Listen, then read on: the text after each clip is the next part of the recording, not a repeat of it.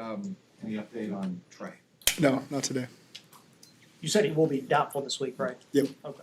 Do you expect him to practice this week? He'll be doubtful this week. What about Shamar? Same. We'll keep working it through week to week with him. Will Flacco throw today? Flacco will not throw today. It'll be similar to 2 weeks ago. He'll throw tomorrow. Well, do you have any kind of updated timeline on Mike Gesicki?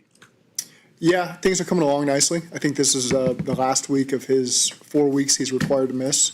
So we'll assess at the end of this week, see where he's at. I know he's met with doctors this week, but things have been encouraging. I don't want to make a prediction on where it lands, but his progress has been really good.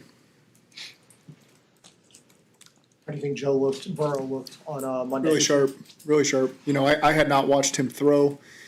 He'd been doing that with the trainers, so seeing him live on Monday, get a chance to do that, I'm not gonna say I'm impressed because that's how it always looks, but he was really sharp. Did it look like he had been coming off an injury? I mean, how much could you tell? No, not from a throwing perspective. I mean, everything was in the pocket. There wasn't, it wasn't 11 on 11, so he wasn't required to move. He did his normal movements, threw the ball nice, and so for now, that's where we're at. Like I said, we're not doing any 11 on 11. We'll have a really good progression plan for him as part of his rehab, and we'll go from there. Do you even have an idea of when you want to start 11 on 11? We'll just get through this week and then figure out what next week holds, but internally, we got a good plan in place, and we'll just keep working through that. What changes this week from last time you played Pittsburgh, just a couple short weeks ago? I mean, there's 3 games, I think, between both two games from us, 3 from them on tape. So they've had a couple personnel changes. We've had some personnel changes as well.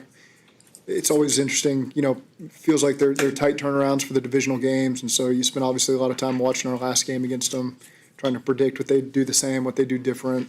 That's the fun of it. You got to get ready to get into the game and be ready to adjust as we get going there, and I think both teams are built to do that. We've played these enough, so it'll just be interesting to see how it plays out.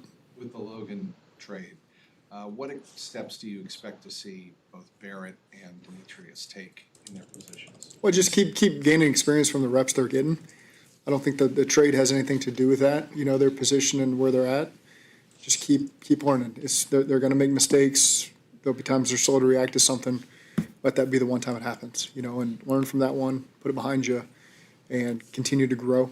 And I expect both those guys to continue to do that. I know Warren has talked a lot about, and Demetrius as well, about, I know Barrett has talked about Warren, and so has Demetrius. What kind of impact leadership does Warren provide? Yeah, he's been around a lot of winning teams. He's played in countless NFC championship games.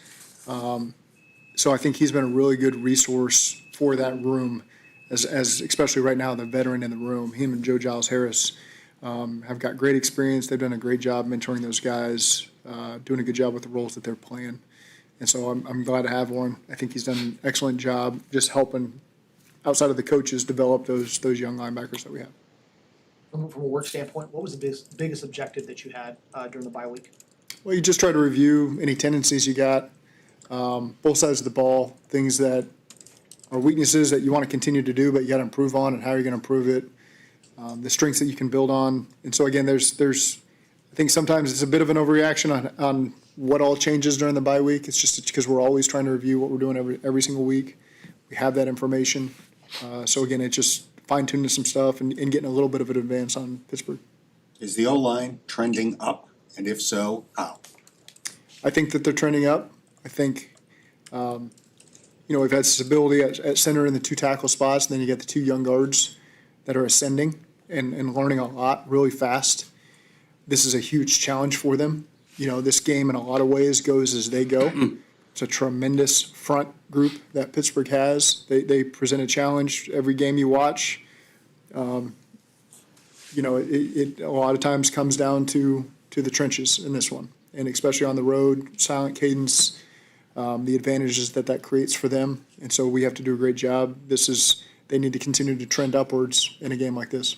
If Shamar and Trey can't go, who are you looking to step up this week in place of them too? Well, we still got Joseph, Miles, Cam, so we've got a group of guys that have been working in there that would continue to go.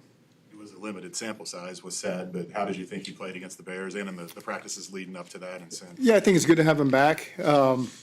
again, said's been about all the right stuff. It's just been unfortunate what happened to him, early in training camp, so he didn't get that spot. But he's been a guy we were excited about coming off of last season, all through the spring. He made a really good impression on everybody, defensive staff, special teams, and so just continue to increase his role as he gets more comfortable. Zach, when it's time to finish a game, how much of that is the makeup of the player, their mindset, and how much of that is coaching to finish the right way, if that makes sense? I think it's all different circumstances. Whatever that game dictates is usually how it goes. Is there a certain way that you kind of preach finishing in practice that you guys go about it as a coaching staff, or you as a head coach even? It's always different. I mean, again, every game is going to come down to a different finish and what is required.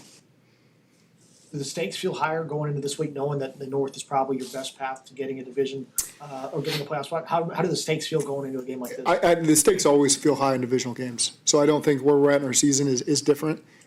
But you do feel, anytime you're getting a chance. Right now, look at you're 2-0 in the division. We got a chance to go 3-0, and that would be a huge step in the right direction of putting us back in with the teams that are at the top two of our division. So it's always significant, regardless of where we're at. Whatever game of the regular season we're at, when you're playing a divisional game, chance to go 1-0 and separate yourself a little bit from the pack or get yourself into the pack. Huge. We're embracing it. Always feels like a big game when you're playing these types of games. All right, thank you. Thanks, Zach.